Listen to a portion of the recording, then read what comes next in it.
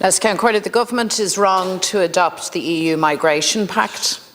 The fact that government didn't even consider, it seems, exercising Ireland's opt-out from any element of the pact, I think, is shocking. Migration is a challenging issue. I believe that we must, of course, respect international law, cooperate with other states, but ultimately migration policy must be set by an Irish government elected by the Irish people. We must retain the flexibility which we currently have. Only by retaining the powers to make our own decisions on migration will we have a rules-based system that's properly managed and fair, that applies common sense and common decency, and that recognises the unique challenges which Ireland faces. The reality of the common travel area with Britain has not been calculated or considered at all by government, it seems.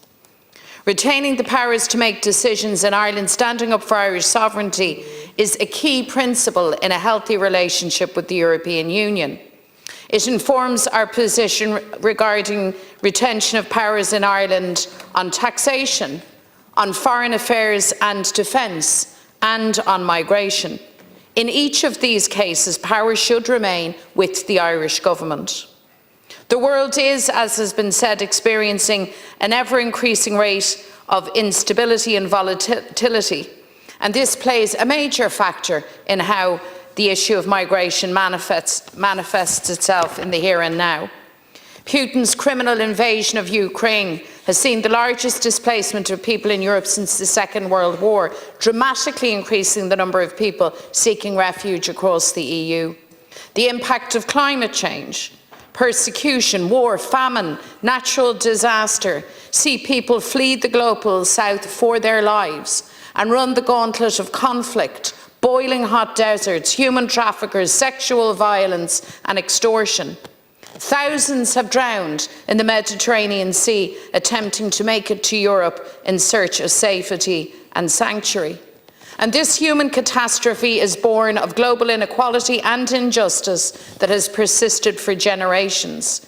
An inequality rooted in Western colonialism and its devastating legacy of exploitation of resources, structural disadvantage, construction of divisions that fuel conflict, civil war, and the failure of the West to address these injustices. Becoming a refugee is a desperate act of survival. Those seeking refuge in Ireland must be treated with respect and dignity, their human rights fully vindicated. A fully resourced, efficient immigration system is central to vindicating those rights. A transparent system of rules which are enforced, is at the heart of protecting the vulnerable and ensuring a system that works and that enjoys public confidence and public support. Truth is that government has failed to plan to resource a functioning immigration system, and that failure belongs to this government alone. Just as government failure to provide homes, medical care, childcare, and so many other basic essentials to our citizens also rests with you, the government. Those who would seize on government failure to whip up fear, tension, and division are wrong. They want to punch down instead of up, to blame the immigrant for everything and the government for nothing, it seems. The reality is that the government's approach has been utterly shambolic, a chaotic mess, evidenced best by the tent cities that sprung up on Mount Street and along the banks of the Grand Canal here in Dublin. And it is therefore no surprise that people wonder, is anyone competent in charge? Government has caused a scenario of division and tension within communities. It's caused ordinary people who have no truck with bigotry or racism, but who are concerned, to feel isolated and unheard for fear of being branded a racist should they open their mouths. That's wrong. The lack of proper community consultation from government has been a disaster, and you should take responsibility for it on the government benches. You have served to fan the flames of distrust and tension, And just as you correctly call out the far right or the hard right or those who seek to weaponise resource shortages against vulnerable people, that should be called out. But your responsibility for this mess has to be named and identified also.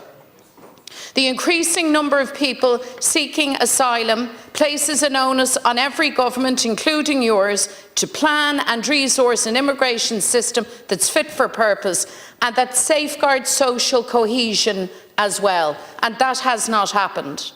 And now, by opting into the EU Pact, you'll compound your failure and shirk your leadership and your responsibility. You propose to hand responsibility and power for Ireland's immigration policies over to Brussels, lock, stock and barrel. Signing up to this pact in its entirety ties the hands of future Irish governments to set common sense policy that are best for Ireland. These decisions are best taken here in Ireland.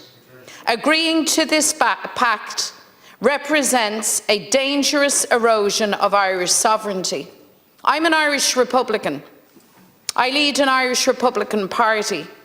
I believe passionately in the principles of equality and inclusion. I despise every form of bigotry, of sectarianism, racism, exclusion and discrimination.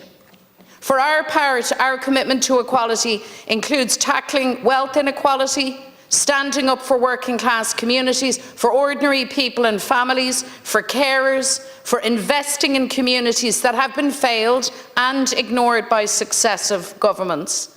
And this is the lens through which I, as an Irish Republican, view everything, including migration.